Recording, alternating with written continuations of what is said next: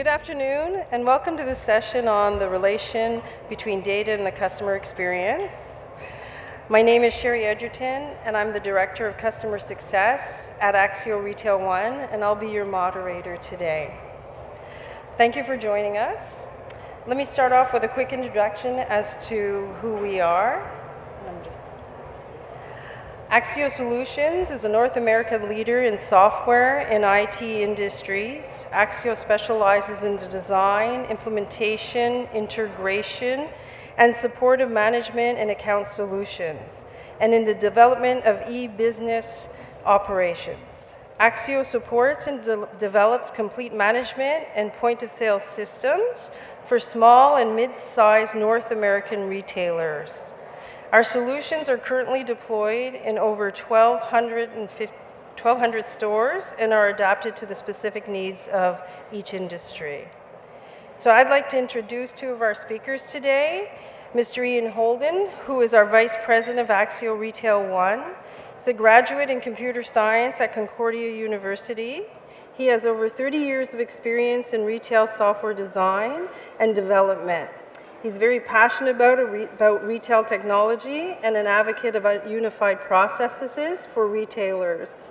He has spearheaded the development of Axio Retail One software. With his significant experience, he continuously focuses on new technology, data management, and product performance, and remains at the forefront of today's retail evolution and transformation. Also joining us on the panel is Mr. Scott Pearson. Mr. Scott Pearson is the founder, CEO, and principal consultant of Curator Retail Consultants. He's a graduate of NYU Polytechnic Masters of Science program. He has over 30 years of experience in retail and retail technology, including positions ranging from VP of Product Strategy at MI9 Retail, VP of Product Strategy for Raymark, COO and CEO of Retelligent Solutions. Scott has a deep passion for retail with a particular focus on customer engagement and a unified commerce, and has been responsible for bringing a wide range of retail solutions to market, ranging from CRM and clienteling to POS and unified OMS. So the relationship between the data and the customer experience. So we all know that the customer experience is one of the most widely studied and talked about subjects. It's nothing new and has been a hot topic for many years now. In the era where consumers have increasingly more power in the sales process, delivering a superior and differentiated customer experience has become a business imperative. And although retailers are collecting more data than ever before, most of them are struggling to leverage customer intelligence in a meaningful way. So today we're going to discuss why is customer experience a new competitive advantage?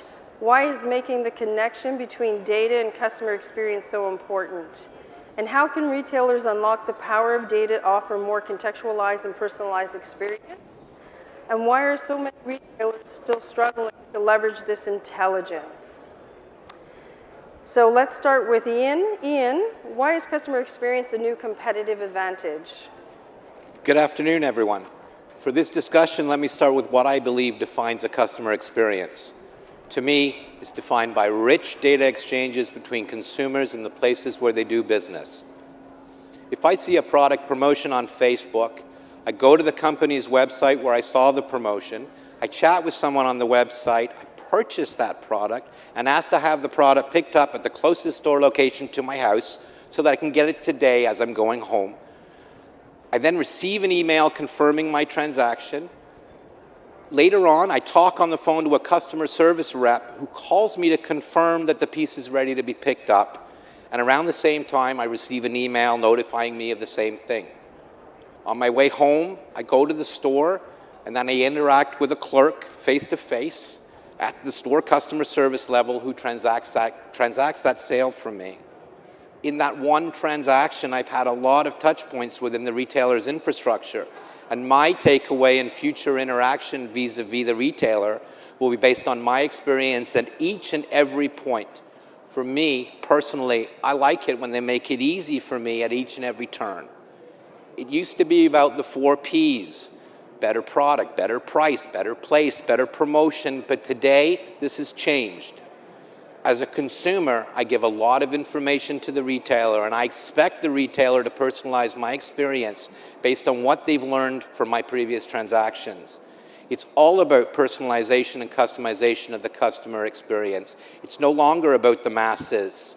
It's about an experience tailored for me, the individual consumer. From a convenience standpoint, it's been shown that by implementing a true omni-channel experience with real-time exchange of info, that a retailer will retain more customers than those that don't. So to summarize, I think it's safe to say that most consumers today want speed, selection, service, convenience, and price. Well, they just want it all and will gravitate towards any retailer that can fulfill their expectations and away from those that don't. I know that for me personally, that this is true, and that is why I would say that the customer experience defined by convenience is a competitive advantage over factors like pricing. Scott, do you have something to add to that? Well, I think really more just in the kind of reinforcing the topics we just discussed. A couple interesting statistics. First one being 86% of buyers will actually pay more for a good customer experience. And that's certainly a shift that's happening. In fact, by 2020, it's estimated that that will overtake price and or product as a key differentiator for retailers. So it's very important for retailers to begin to identify ways that they can really drive customer experience. There's no question that retail is changing. While clearly not the retail apocalypse that people foretold a while ago, there's no question that there's shifts in how retailers are operating their business. Some of those shifts are in store. For example, there are some stores that are embracing the concept of the showroom model where they're having nothing but samples in the store so people can come in and experience the products knowing that they're actually not going to walk away with a purchase that day. There are other retailers that are focused very much on sort of creating playgrounds, the cooking store where you can go in and experiment cooking with the products that you're going to be using, or the treadmills that you can go in, or barometric places where you can go and see what it's like to hike with the gear on and things like that. So it really is about changing the experience in the store. It's really not just about hanging product and identifying the customers that you want to bring into the store. There's also changes in online. For example, now with visual merchandising tools, when I know who a customer is, I can more cater an experience unique to them, and a lot of things that are happening online as well. And of course, unified commerce. And in the context here, when I say unified commerce, I'm really focusing primarily on product availability, the buy online, pick up in store reserve, the buy online, ship from store. Those are things that are forcing retailers to revisit how they're actually going to address this. All of which is an attempt then to improve the customer experience. So, the message is clear to retailers: ignore customer experience at your own risk. So Scott, why is making the connection between data and customer experience so important? Yeah, today's retailers have a tendency to be pretty reactive, and it's just been kind of the world. I'll give you some examples. A customer arrives in the store and a sales associate walks up and says, "May I help you? Can I identify what it is that you're looking for?" And they're reacting to the customer-initiated transaction. Similar, a customer online, is trying to identify a product, and they're trying to find the product in the right size or the right color, whether it's available in the store that they want, can they get it shipped or not shipped, and how many days. Again, we're reacting to the needs of the customer. The marketing department oftentimes is reactive, maybe in a couple ways. Number one is they're sending out mass emails to everybody, hoping that they get somebody. But more really in this context, I mean that they have a lot of data, they have purchase history for customers, and they're reacting to the past purchase history. They're not really being proactive. I think retail needs to be shifting more towards proactivity. So knowing more about your customers allows you to enhance and enrich and model and really understand them a little bit more, almost to the point where you can kind of predict what this customer is likely to buy, what's their next purchase. So those kind of predictive models are kind of key to that. Providing tools to store associates so that the store associate can engage. There's actually an expectation now by the consumer that the sales associate would have at least the same level of information that they would have online by themselves. So providing tools to your store associates is a critical component of that. And then from a marketing perspective, it really is, rather than sending an email twice a week to a customer, identify what they're likely to want to buy as a product and really kind of cater and target that down so that it's highly personalized and it's something that's relevant to them. You'll see increases in a lot of things related to increases in sale, larger margins because you can push better, higher products. You're not all about promotions, more frequent visits, higher open rates, click-through rates, conversion rates on your emails. And in fact, you also can see more employee retention. So when people feel they have the tools that they need in order to really work with their customer better, that they feel better about their job themselves. Now, in order to accomplish this, you need to really focus on a specific strategy around customer experience.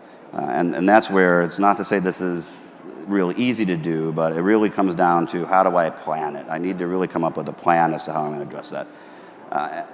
The challenge there is, of course, when I say customer experience, the question becomes, what does that mean? And it means different things to different retailers. It means different things to the consumer at different times. And it could even be the same retailer. A consumer coming into a big box looking for light bulbs, it's about how easy is it to find the product? Is it priced well? How quickly can I get in and out of the store? Is there mechanisms for me to do self-checkout? That's customer experience. Customer experience, though, also might be in that same big box very different when they go into the paints section and they want to talk to an expert and identify what's the best paint. Should I be using semi-gloss or flat or whatever that is? And then when you move up service, then customer experience is much more about how do I interact with the associate? Are they following up on my requests? Are they reaching out to me to let me know about sales and promotions and things I might be interested in? So each retailer has to sort of model and strategize exactly how they're doing it. But the ultimate goal is to offer personalized and or frictionless service across all channels. And I introduced the or into this to say buy online, pick up in store is frictionless, but I don't have to have it personalized to me necessarily, although maybe the buying experience is. But there are certain things, the light bulb example I used is make it frictionless, make it as easy as possible. But when I am engaging with the consumer and I know who they are, it's very much about personalization. So Scott, how can retailers unlock the power of data to offer more contextualized and personalized experience? Great question. Next slide, though. It has a couple bullets. So there's a couple topics here. There we go. Data is really only of value if you use it. And Ian's going to talk to the topic of data a bit more. So I'm going to speak a little bit more really to the challenges that are related to operational strategies and sort of breaking down some of those silos, really about the personalization experience. So, as we now have access to a wide range of data types, data coming from online, where did they shop, what did they look at, did they abandon carts, what is that shopping history on e-com? In fact, we have a lot more data on e-commerce than we actually have of what's going on in store, because most store data is just customer information and transactions. Now, if you introduce things like clienteling and tools that allow somebody to take notation of what's going on, some of the most important lost data is the data that's actually given by a consumer to a sales associate that's never recorded anywhere. That's very, very important data. So we have that kind of data as well. And then, of course, we have now social media and that sort of data that I can now pull in from third-party sources. So that's sort of our baseline of data. But then we really have additional ways to incrementally enhance that data. So you might go to a provider for data enhancement or data enrichment. So I can send things out to Experian or Anchor or some other tools that allow me to pull data in and enrich the data, knowing more about them. Where do they live? Are they urban or rural? Their buying habits, price ranges, those types of things. So now I have a broader, enriched set of data. But even that doesn't end it, because what I ultimately want to do is to take all that data and put it into a data warehouse of some sort where I can now start to enrich it more through machine learning, predictive modeling, that kind of stuff. And this is where it gets really interesting. I could start to look at propensity to buy or uplift modeling, so who's likely to respond to a marketing offer. I can do clustering of customers. So these customers are very similar, and therefore if this person liked that, I might drive that same sort of a product recommendation, whether online or in the store, to these other customers who belong in a similar cluster. I can take those clusters and put them together into what we refer to as personas. Personas are, Mary is a 40-year-old woman who has 2 kids, and she does the following, and therefore, she's likely to respond in a certain manner as opposed to Fred. So it's that kind of thing. And then, of course, I have things like customer lifetime value, which is, I think, a great statistic, but only if you look at it in the context of time. Are my initiatives with these customers actually growing their customer lifetime value over time? Again, all these data points are really meant to provide context to each and every customer record so that I can then leverage that context in more meaningful ways each and every time I'm delivering something to the customer. Ian. So, in this, technology needs to empower retailers to make the informed and strategic decisions. And to me, in order to do so, you really need to build a strong technology foundation that will allow large volumes of structured and unstructured data across all your applications and channels. Everything is changing so quickly, and there is so much information. Our challenge as software engineers is to take all of that information and make it actionable in a centralized fashion. You need an evolving infrastructure that moves in an agile fashion to move with the latest trends and business strategies. You as a retailer need to stay agile.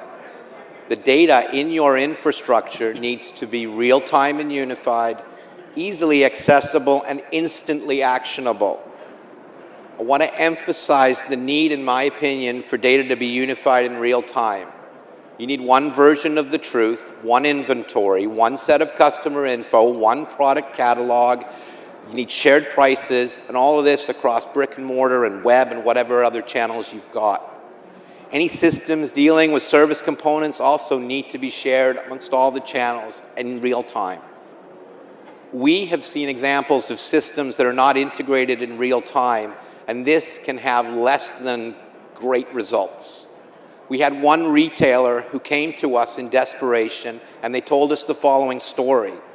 They had hired a programmer to create a website, and the programmer set out to integrate a few pieces of info from their retail sites, such as SKU, description, price, and he also set an inventory sync process in place where he grabbed every SKU that was being sold on the web and sent all of the inventory back to the web for all of those SKUs in a batch every 20 minutes or so.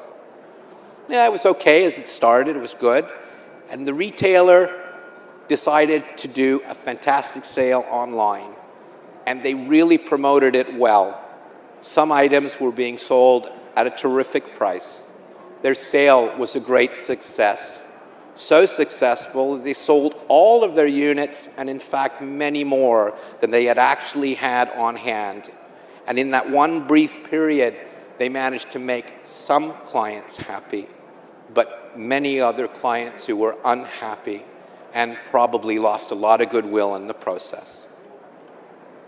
Sharing inventory is just one example. If I, as a retailer, I have a point-of-sale system where I can manage customer info, and I also have a website where customers can manage their info, addresses, phone numbers, whatnot, then I should be able to offer the customers the ability to change their info anywhere and ensure that it gets updated in all of their infrastructure. I also want to stress the importance of choosing systems and technology where the data has integrity. How many times have I heard, and probably all of us, the phrase from prospective new clients that they just can't trust their data? My on-hand is always wrong, they say. Where I work at Axio Retail One, our philosophy years ago was to try and be all things to all people. We did an okay job, but over time came to the realization that there were some things that our retailers would be better served with in other systems. So we created a robust and dynamic infrastructure wherein our system can integrate easily in real time or near real time to many third parties, which we find much more flexible and scalable. A unified technology, in my opinion, reduces the efforts of both your customers and staff, which, in my opinion, will lead to happier staff and clients. Scott, do you have any thoughts on the insights that can be garnered by having all of this data available? Yeah, so I'll focus on insights and even a little bit to some degree the method and the type of insight. So there's better operational decisions that can be made through access to and insights from data, such as trends. From a merchandising perspective, it might be best sellers versus laggards or bottom dwellers. For store management, regional management, it's top stores, top associates, what are they doing? Who are the underperformers, who are the top performers? And what are the activities that they're actually doing? It could be across sales channels, fulfillment. So are people fulfilling more from in-store, more from online? And where does the demand come from versus the fulfillment? That's a really critical component of that.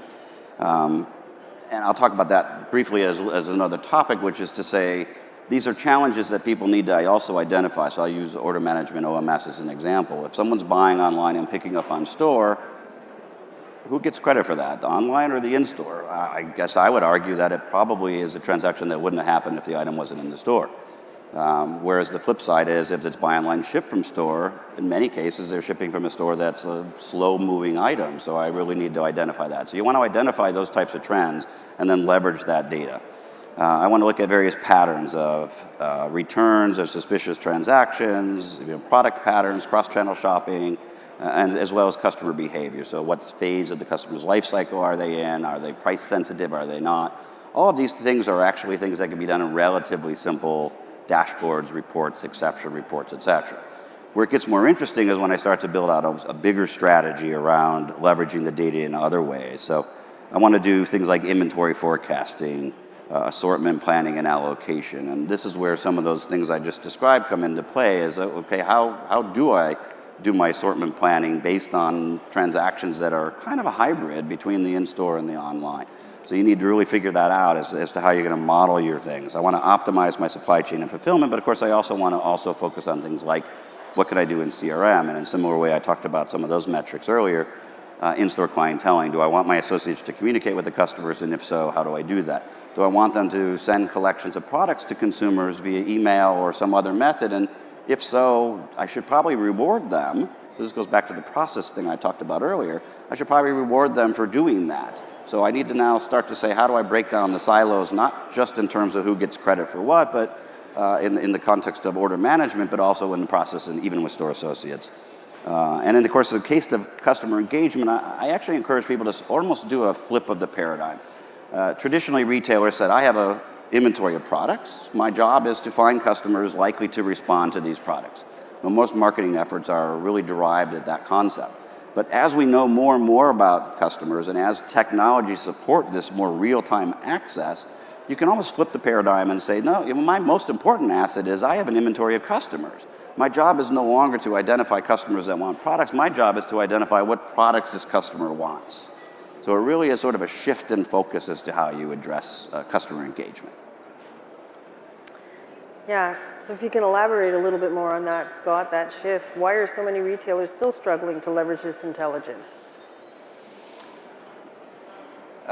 Yeah, and again, this is really sort of the topic we just talked about. And I guess I'm going to turn most of this conversation over to Ian, but the point that I just wanted to make is that in the context now of looking at the customer at the center of everything you're doing, it really sort of opens up some of the challenges that we're having around data, and I'm going to let Ian take it from there. So, I mean, it is a fact that retailers are struggling to obtain a single view of the customer from a single integrated source of the truth, which is preventing them from understanding, predicting, and anticipating customer needs. Receiving and deciphering all of this info from sources as disparate as social media, the weather network, beacons, all this stuff that's coming at us, and asking employees that are given the info to interpret the data and transform it into action can often lead to a struggle. If we get a data scientist and specialist to interpret the data, this can also be challenging. We've got a slide on the screen, and basically this is saying that essentially all of the 80% of the data, of all the data, it's like dark matter in the universe. It's dark. We don't see it. It highlights to us how little the data is used. It's estimated that 3/4 of the companies are not able to act on most of the data they collect due to disjointed systems and data integration issues. Scott, do you think there's a solution to all of this? Unfortunately, no. No, I think what we're going to really kind of recap is that, and you'll see in that previous slide, and I apologize, just real quick on that previous slide, with the statistics, that there's a Harvard business thing, and it talked about laggards versus the people who are top performing. And you'll notice on that slide that virtually everybody is trying to address this challenge. It's not unique to any given type of retailer. But anyway, and in kind of conclusion, so as you can see from the conversation that we've talked about today, really the challenges that people are faced with is experience is impacted by a combination of factors. And you can go to the last slide. Sorry, Sherry, Okay. the conclusion slide. But One more. first is data. And there's massive challenges with data. How do I get access to data real time? How do I get access from a bunch of disparate sources? Today, e-commerce is often treated as an entirely different channel than stores, and how do I aggregate that data to provide real time? So there's the data process, there's the data challenges. Then there's the process challenges, and the process challenges are a lot of the things I just described earlier around store associates. If I'm going to encourage associates to drive business to my e-commerce site, and why wouldn't I, by the way? Most customers actually have interacted with both of your channels before they make a single purchase. Similarly, I want e-commerce to feel very comfortable in driving business to the store, and I think buy online, pick up in stores forced their hand on that to some degree, but there was always a resistance. They were two different operational units. So you really need to look at both a combination of data and process, and how you're going to address that. Of course, then you also need to define a more formal strategy. You need to put into place something that works for your particular needs. Data transformation is challenging. And unfortunately, no two implementations are identical. No two retail strategies are identical. And as a result of that, you need to really identify that there's an approach you're willing to take and understand it's going to take steps. It's going to be a learning process. So instead, you need to sort of experiment. Let's start off with the experimentation process. You need to then be willing to measure and learn, so you need to have the appropriate KPIs in, know what it is you're trying to accomplish in the first place, and then make sure you can measure that and learn from those experiences. You need to be able to adapt so that you're flexible. We thought this is what we're going to see, but that isn't what we saw, and therefore we're going to kind of rejigger our process a little bit to try to address it a different way. And of course, over time, you need to be able to evolve. So. But I guess I just want to stress the very beginning of this, which is the journey has tremendous benefits for the brand. It can pay great dividends in the long run. The proper use of data can have really a dramatic effect on the customer experience, which again has a dramatic effect on the success of your business. Okay. So thank you. Thank you. So our actionable takeaways from this session is shift from being reactive to proactive, establish unified, clear, and real-time data, and build a customer experience strategy. So I think we may have 2 or 3 minutes if there's any questions in the audience. We have a question over here. Yeah. I'd like to know, hello? How do I determine the ROI on customer experience improvements? Determine the ROI in what regard? Just how does that improve the improvement in the store or that sort of thing? Yeah. That's a great question. So I think a lot of it, and we've done a lot of different studies over the years that I've worked on. So I'll just give you a couple of examples that might indicate where you're going. But when I implemented a clienteling solution a while back, people said, how do I know that was related to clienteling? So I have on my store associates, they're going to do outreach, and how can I really identify, was that clienteling or was that our normal marketing effort? So the way I do that I recommend is more of a true scientific thing. Let's look at a study group and a control group. Let's identify those people who are very similar to each other. You'll break your customers into 2 groups and have associates reaching out to these customers and not reaching out to these customers. Now, that gets a little challenging when you say ignore some of your customers. So oftentimes what we've done is studies that say over the last 30 days of those people who are in store associates books that are communicated with regularly, what we want to do is to track those people that were communicated with, what sales did they do versus those people who were not communicated that were of equal status in people's books the same way. One study we did saw that roughly 1/3 of all customers were communicated with by a store associate in a given month. 2/3 were not. And that 1/3 represented twice as many sales as the 2/3 that had not been. So it gives you really kind of some real basic metrics to say, I absolutely can drive business by incrementally adding this value. Also, just as a side note, things like the response rate. The response rate on a personalized communication from a store associate can range from 15 to 20%, far more than your marketing department is getting today. Because that's a relationship that's now established by the customer's embracing that. They want to have that communication with the store associate. So those personal one-to-one communications are highly, highly effective. But of course, there's a number of other metrics as well. But Thank you very much. Thank you. I think this ends our session today, but I do invite you to please come back and continue discussion with Scott and Ian at our booth. You'll find us at 4365 upstairs. So thank you very much for your time today, everyone. Thank you. thank you.